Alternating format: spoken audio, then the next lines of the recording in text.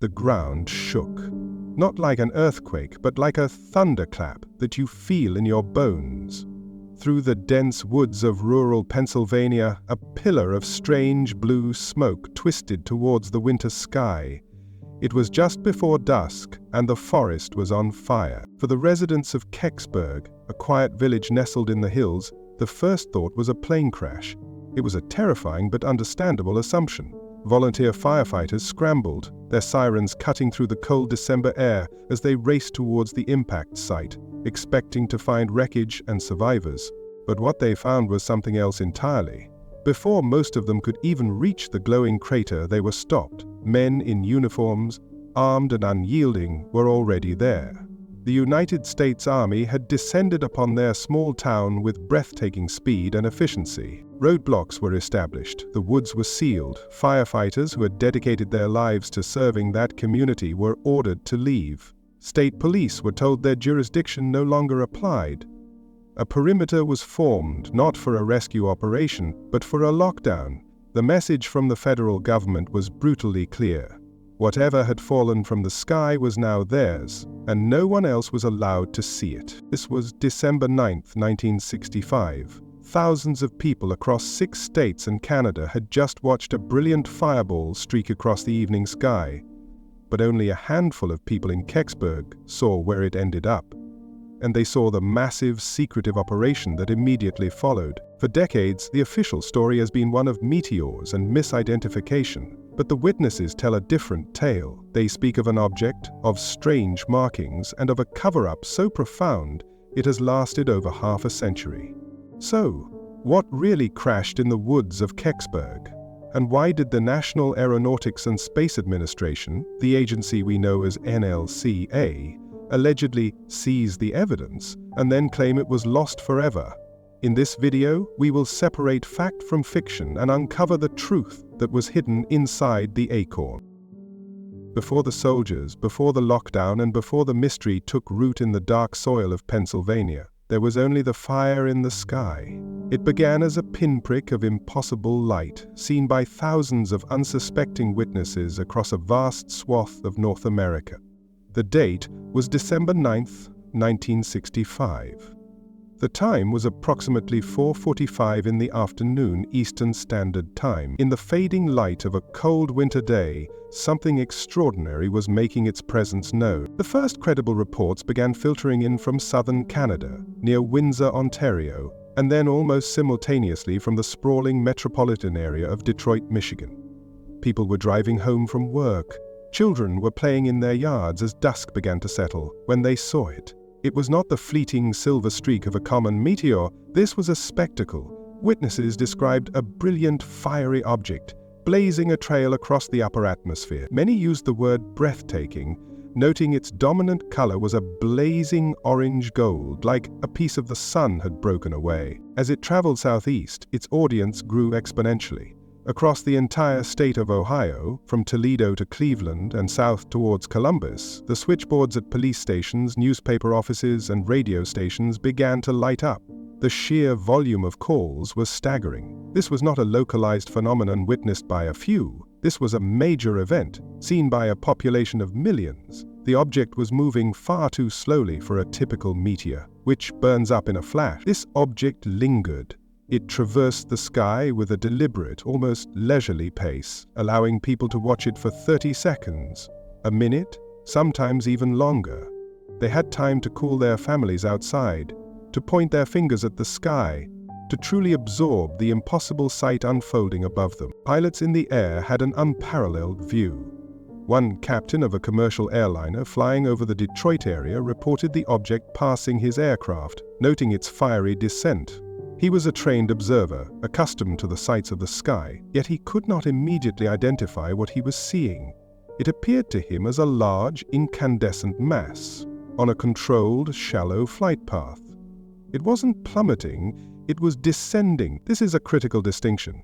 A rock falls, a machine flies, and to many trained observers this object appeared to be flying. The most peculiar and widely reported aspect of the fireball was the debris. Countless witnesses from Michigan to Pennsylvania were adamant that they saw smaller, flaming pieces breaking away from the main body.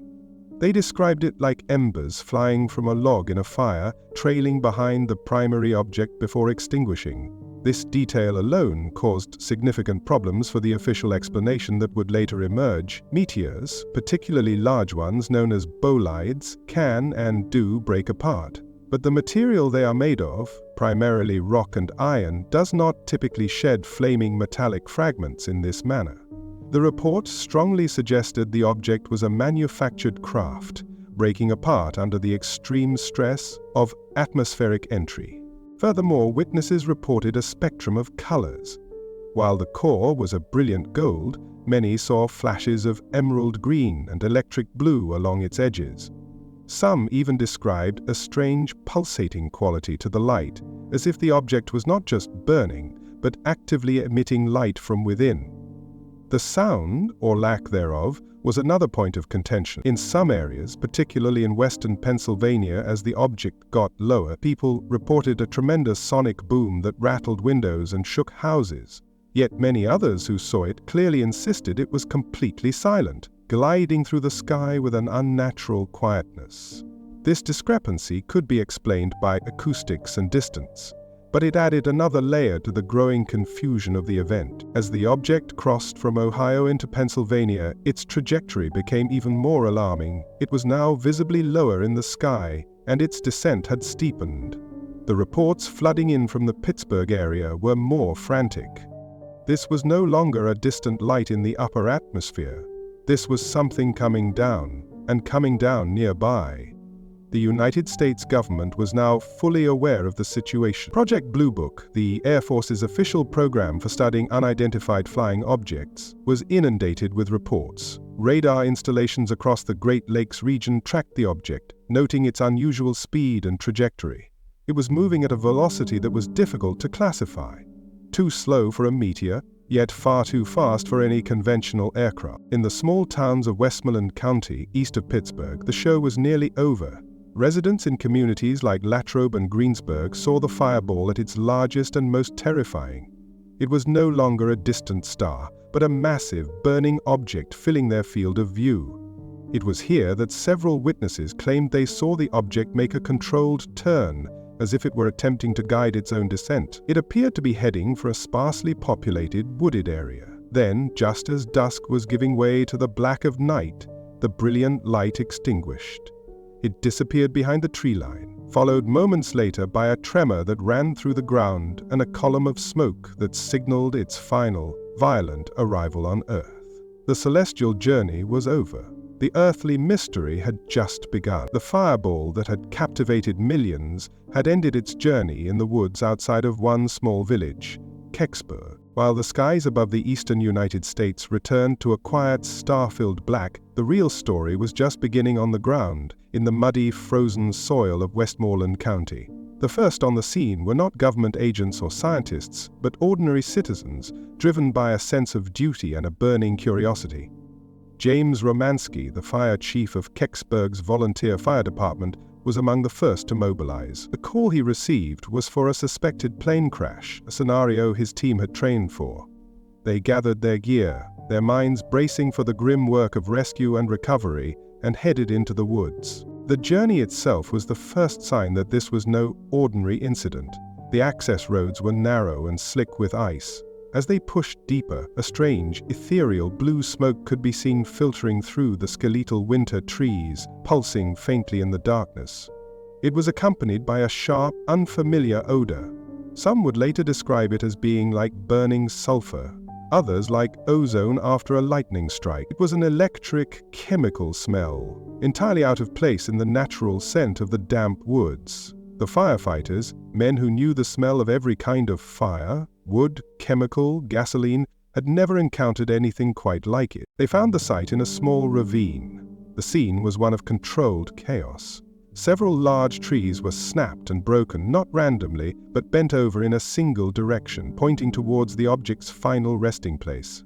The ground was gouged, a deep furrow carved into the earth as if something immensely heavy had skidded to a halt. At the end of this scar, nestled in the dirt and partially buried, was the source of the smoke, the source of the smell, and the source of a mystery that would endure for a lifetime. It was not a plane. There was no fuselage, no wings, no tail section, no sign of any conventional aircraft.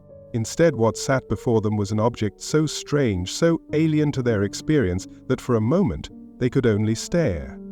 The object was large, estimated by various witnesses to be between 10 and 12 feet long and about 6 feet in diameter, roughly the size of a Volkswagen Beetle, a common comparison made by those who saw it. Its shape was the most defining and unforgettable feature. It was not a disc or a saucer. It was shaped bizarrely like a giant acorn. The object was a single seamless piece of metal. Its color was a dull, coppery bronze, and it appeared to have no rivets, no bolts, no weld marks of any kind.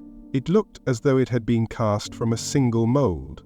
The surface was remarkably smooth, despite the violent crash.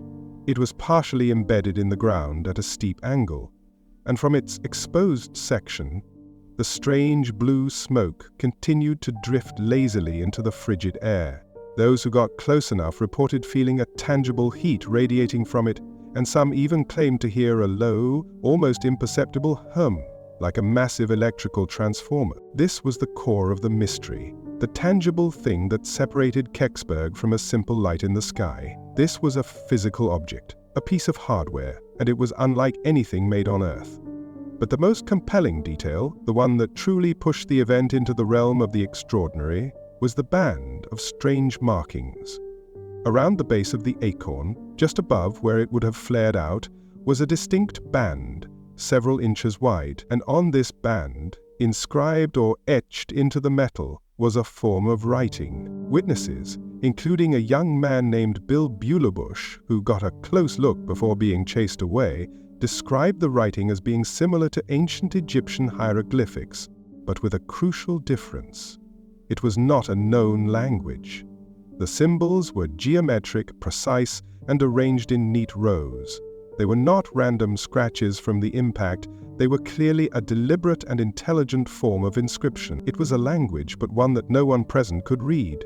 It was this detail, the hieroglyphics, that cemented the object's otherworldly nature in the minds of those who saw it. Was this a message? A technical schematic? The name of its creator? The handful of firefighters and local residents who had made it to the site were in a state of shock and awe. They were looking at something that defied all explanation.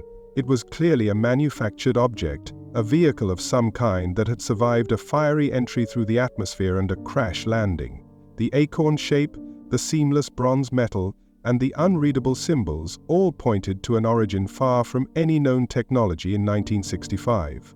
They were standing on the precipice of a world-changing discovery, but their time was running out.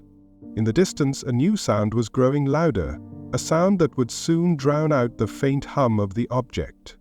It was the rumble of heavy engines. Headlights began to slice through the dark woods. The United States military was arriving, and their purpose was not to observe, but to take control. The window to the unknown was about to be slammed shut. The moment of discovery was fleeting. For the small group of firefighters and civilians gathered around the mysterious acorn-shaped object, the sense of awe was rapidly being replaced by a new, more primal emotion: fear. It came not from the strange craft humming in the ravine, but from the sounds of their own world, amplified and organized with terrifying purpose. The distant rumble of engines grew into a deafening convoy. Headlight beams cut through the woods, sweeping across the trees and the faces of the bewildered onlookers. The United States military had arrived, and they were not there to help, they were there to take over. The speed and scale of the response were staggering. This was not a small reconnaissance unit dispatched to investigate a report. This was a full-scale military operation. Army trucks, jeeps, and personnel carriers navigated the narrow country roads with practiced efficiency, converging on the woods from multiple directions. Soldiers clad in full winter combat gear and carrying rifles disembarked and began to form a perimeter with a discipline that was both impressive and deeply unsettling. This was Kecksburg, a town of a few hundred people, now playing host to a force that looked prepared for an invasion. The response felt wildly disproportionate for what was officially a search for a meteor. The first conflict arose with the very people who should have been in charge, the local first responders. Fire Chief James Romansky and his volunteer firefighters were unceremoniously ordered away from the crash site.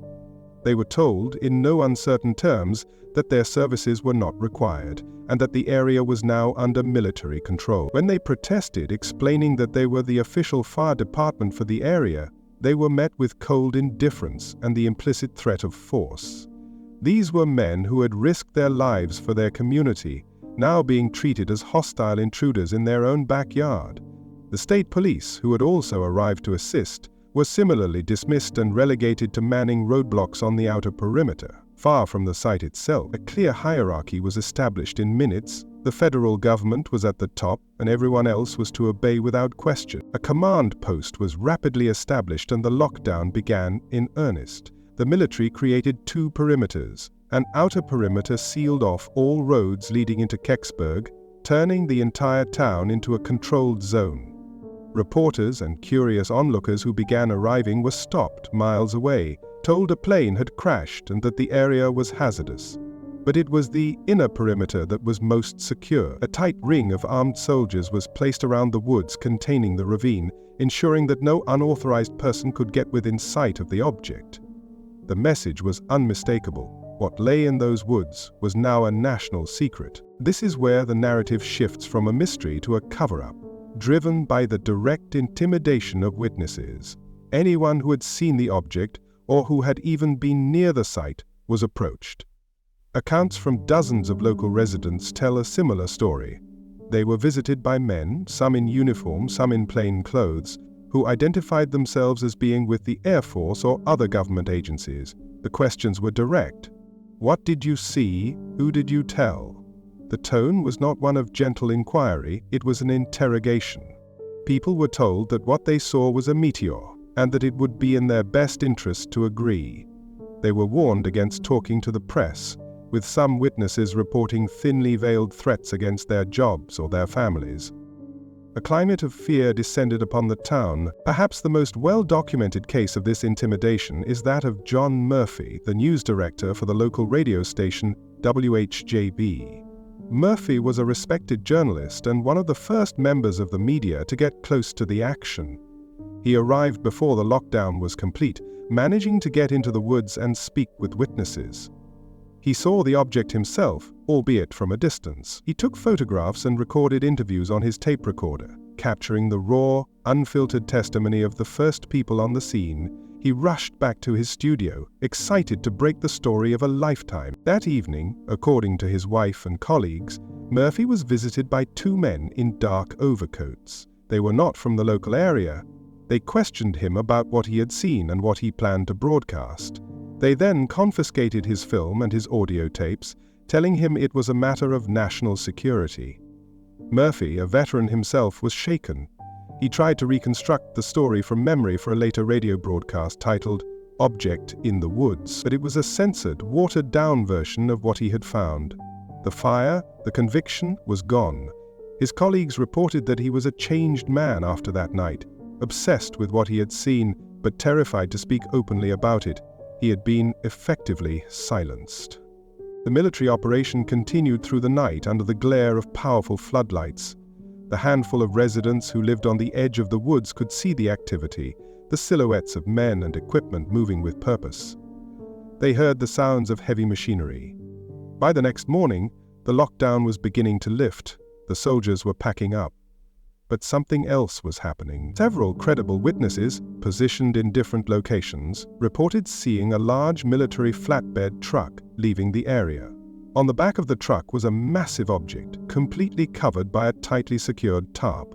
Its shape, even under the canvas, was unmistakable. It was large, sloped, and conical. It was the shape of a giant acorn. The military was not leaving empty-handed.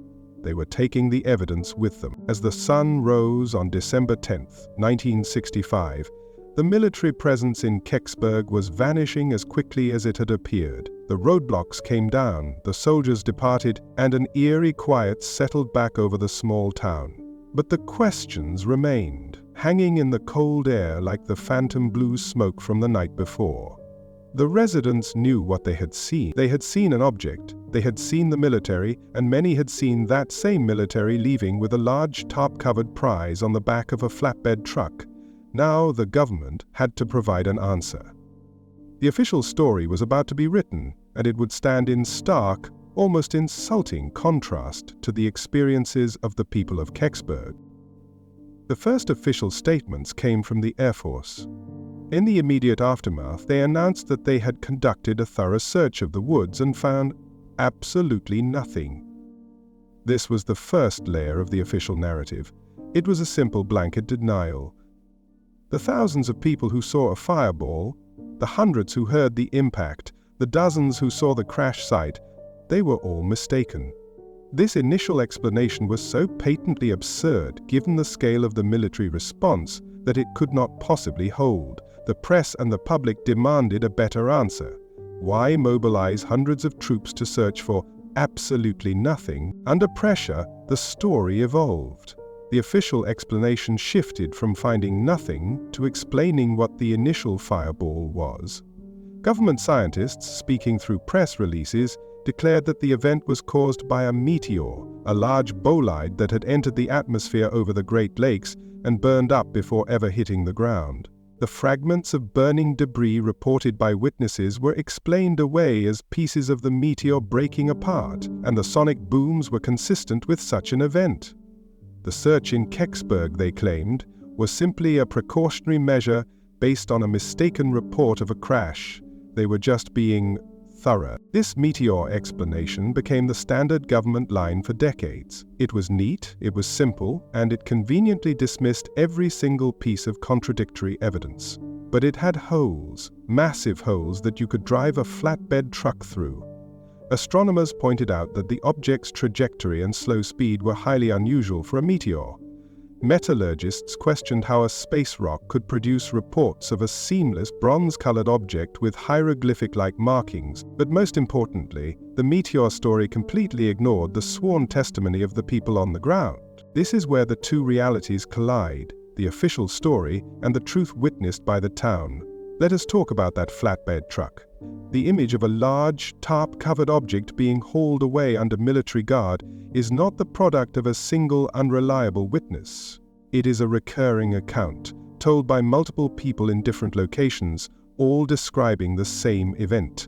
These were not UFO enthusiasts. They were farmers, housewives, and blue-collar workers. They saw a military convoy leaving the woods in the dead of night, and on one of the trucks was a large object, whose acorn-like shape was still discernible even beneath the heavy canvas. This testimony is the stake through the heart of the meteor explanation. You do not dispatch a flatbed truck and a military escort to retrieve a rock. You do not throw a tarp over a meteorite. And you certainly do not intimidate and silence an entire town over a geological sample. The actions of the military betrayed their words. They acted as if they were retrieving a highly sensitive piece of advanced, and perhaps non-human technology. Their behavior was consistent with the recovery of a crashed vehicle, not the investigation of a natural phenomenon. As the years went by, the official story had to adapt again, because a new piece of information came to light.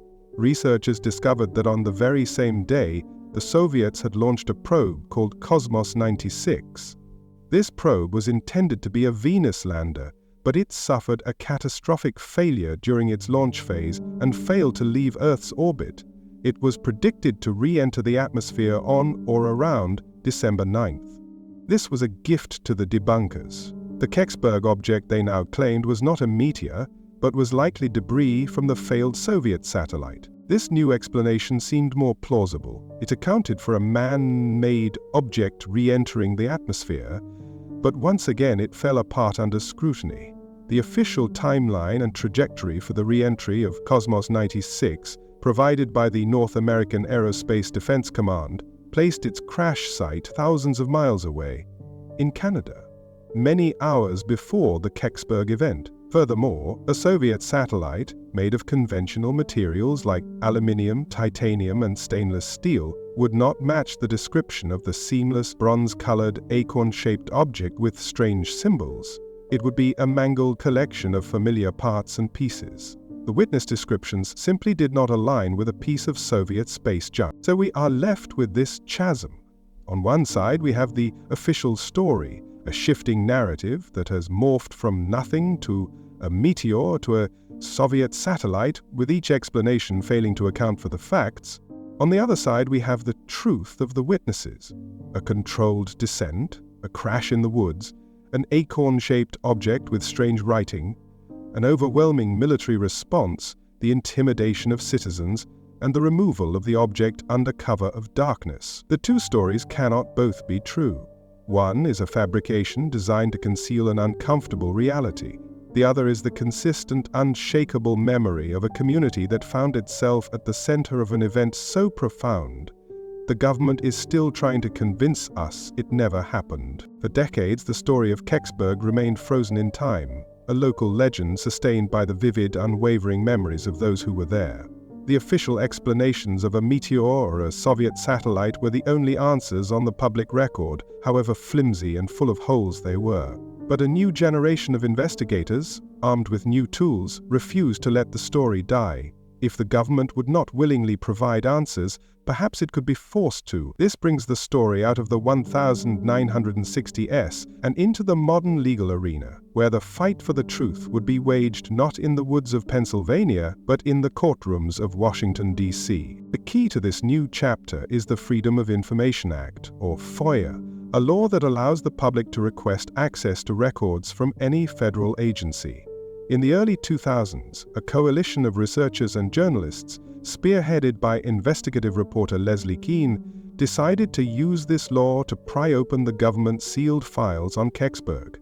Their logic was simple and brilliant. They would take the government's own explanation at its word. If the object was, as was sometimes claimed, a Soviet satellite, then the premier space agency in the United States, NASA, would have undoubtedly been called in to analyze the recovered debris. Therefore, NASA must have records. The lawsuit was filed in 2003. Kean and her team weren't asking for files on alien spaceships. They were making a reasonable request for NASA's records related to the analysis of debris from the Soviet satellite Cosmos 96, which the government had suggested was the culprit. It was a strategic move designed to corner the agency. For years, NASA responded with a frustrating pattern of denial and obfuscation. They provided a handful of irrelevant, publicly available documents. They claimed that a diligent search had been conducted and no responsive records were found. They were, in effect, stonewalling. But Leslie Kean and her team persisted, refusing to accept the denials. The legal battle dragged on for years, a testament to their resolve. Finally, in 2007, a federal court judge, angered by NASA's lack of cooperation, ordered the agency to conduct a new, more thorough search for the lost records. The court demanded specifics: who searched, where did they search, and what did they find? The result of this court-ordered search was an admission that was, in its own way, more shocking than any document they could have released. In a formal legal declaration, NASA admitted that 2 boxes of records from the relevant time period, specifically records of fragmentation/re-entry and satellite tracking, had gone missing from the Washington National Records Center. The files that would have contained exactly the information the lawsuit was seeking, the files that could have proven or disproven the Soviet satellite theory once and for all, had simply vanished. Let that sink in. NASA, the National Aeronautics and Space Administration, an agency that meticulously tracks every bolt and wire on missions to Mars and beyond, an organization whose very existence depends on obsessive record-keeping, had somehow lost the paperwork for one of the most widely witnessed and controversial crash retrieval events of the 20th century. To researchers, this was not an accident. It was not a clerical error. It was the dog-ate-my-homework defense on a national scale. It was seen as the final, undeniable proof of a cover-up. This admission is the modern smoking gun of the Kecksburg case. It confirms to the viewer beyond any reasonable doubt that something is being hidden. An agency does not lose records of this magnitude. These files were either deliberately destroyed or have been sequestered in a dark archive far from the reach of any court order. The act of losing the files is itself the message. It tells us that the contents of those files are so significant that the agency is willing to suffer the public embarrassment and legal repercussions of admitting their loss rather than risk their release. The paper trail that could have led to the truth has been conveniently and permanently erased, leaving us with only the powerful, enduring testimony of the people who saw the truth fall from the sky. So where does this leave us? We are left with a story that has endured for over half a century, a story built on a foundation of compelling, consistent evidence. It begins with a fireball, a spectacle of light and fire witnessed by thousands across multiple states and Canada. It ends not in a flash of cosmic dust, but with a controlled descent and a violent impact in the dark woods of Kecksburg, Pennsylvania. We have the testimony of the first responders and civilians who reached the site. They speak not of a meteor, but of a tangible, physical object, a large, acorn-shaped craft made of a seamless bronze metal adorned with a band of symbols that looked like a form of unreadable writing. This was not a rock. This was a machine. We have the undeniable reality of the military lockdown, a massive, disproportionate response that sealed off a town, dismissed local authorities, and intimidated citizens into silence. They acted not like scientists investigating a natural event, but like a recovery team securing a priceless and perhaps dangerous asset. We have the sworn statements of multiple witnesses who saw this asset, a large tarp-covered object matching the acorn's description, being hauled away on a military flatbed truck. And finally, when challenged decades later, we have the official admission from NASA that the key records, the very files that could solve this mystery, have conveniently gone missing. The official story, that it was a meteor or perhaps a Soviet satellite, simply does not fit the facts. The evidence overwhelmingly points to a different conclusion, that a real, physical object of unknown origin crashed and was secretly retrieved by the United States military. The narrative they created was a cover-up designed to hide an inconvenient and profound truth. The only question that remains is the one they have tried so hard to prevent us from asking. If it wasn't a meteor and it wasn't a satellite, what was it? What fell from the sky on December 9, 1965? What was so important that it warranted a military lockdown, a campaign of intimidation, and decades of denial? What was on that flatbed truck, disappearing into the night? What really happened in Kecksburg?